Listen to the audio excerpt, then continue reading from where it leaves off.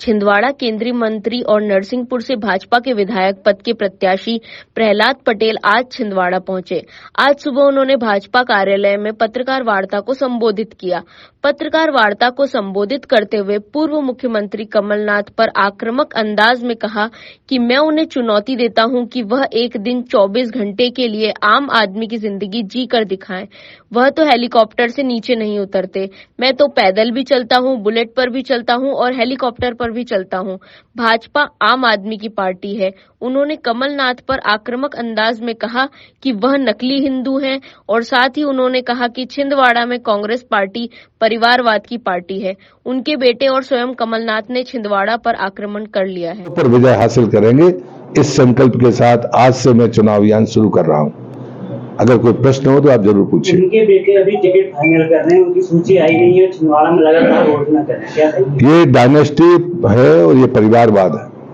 East India company भी कलकत्ता की तरफ से आई थी। मैं कमलनाथ और उनके बेटे को यहाँ का अतिक्रमणकारी मानता हूँ और घोषित करता हूँ, और मैं मानता हूँ कि उसके कारण यहाँ जो स्थानीय नेतृत्व है उसको समाप्त करने का काम कमलनाथ ने किया है और उनके पुत्र वही कर रहे हैं।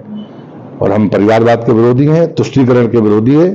कांग्रेस का ये चरित्र है और इसलिए मुझे लगता है कि मैंने उनको ये नकली हिंदू भी कहा है कि वो छिंदवाड़ा के भीतर हिंदू हैं और छिंदवाड़ा के बाहर वो हिंदू की बात नहीं करते, ना उनके नेता करते हैं, ना वो करते हैं।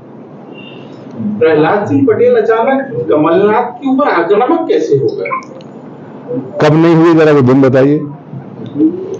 आपने चुनौती भी दी है उनको। मैं बता रहा हूं कि आपने हमको मोटरसाइकिल पे चलते देखा है, अभी आप इसी शहर में मुझे पैदल चलते देखेंगे। मैं उम्मीदवार हूं नरसिंहपुर से, लेकिन छिंदवाड़ा की धरती पर पैदल चलकर भारतीय जनता पार्टी और अपने नौजवान मित्र के लिए वोट मांगूंगा और ये भी साबित करूंगा कि मैं जमीन में भी सो सकता हूं और हवा में भी। राजनीतिक इच्छा शक्ति है और कोई भी लोकतंत्र के प्रति उनमें आस्था है या वो अपने आप को मानते हैं। गांधी की बात तो उन पर कहीं फिट होती नहीं, लेकिन जो मेरा आरोप है उसका वो जवाब दें कि वो थका हुआ चेहरा है, थके हुए वो नेता हैं, वो 1 किलोमीटर चल नहीं सकते। तो चलो, ये तो उम्र का सवाल है, वो नहीं चल सकते तो अपनी संतान को चला दे। लेकिन जो दूसरा आरोप है मेरा कि वो 6 साल से कांग्रेस के अध्यक्ष हैं, वो किसी जिले में कांग्रेस की बैठक लेने गए हों तो उसको जरूर बताएं।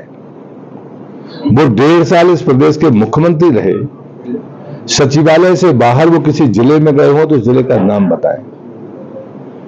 और मुझे लगता है कि इस विधानसभा में हमारे उम्मीदवार ने जो काम किया, मैं उसको बेहतरीन तरीका मानता हूं, ताकि आम आदमी को पता चलना चाहिए। कमलनाथ जी छिंदवाड़ा मुख्यालय में किस वार्ड में कार्यकर्ता के नाते या नेता के नाते गए? ग्रामीण क्षेत्र के तो बूथ का तो सवाल ही नहीं पैदा होता।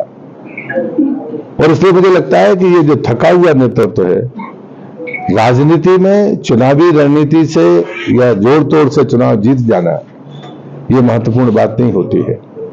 और इसलिए मैं आज उनको कहता हूं कि उनका जो आपा खोने का तरीका है कांग्रेस का, मैंने कहा था कि कांग्रेस किसी भी कीमत पर भारतीय जनता पार्टी का मुकाबला नहीं कर सकती।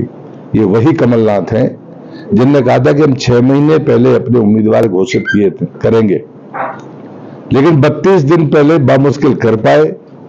और उसके बाद में जो इस्तीफों की झड़ी लगी पूरे राज्य में, ये कांग्रेस का सच है।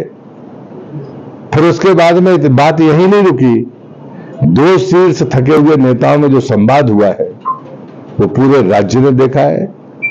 कमलनाथ खुद अपने मुंह से कह रहे हैं कि जाओ दिग्विजय सिंह और उनके बच्चे के कपड़े फाड़ो, पर वो पलटवार कर रहे हैं ट्वीट करके कि मन और मेहनत में अगर एक नहीं रहेंगे तो ईश्वर हमारी मदद नहीं करेगा। मन से एक नहीं है, मेहनत एक साथ है नहीं, कागज पर एक हो सकते हैं। और इसलिए मैं मानता हूं कि कांग्रेस की पराजय तय है।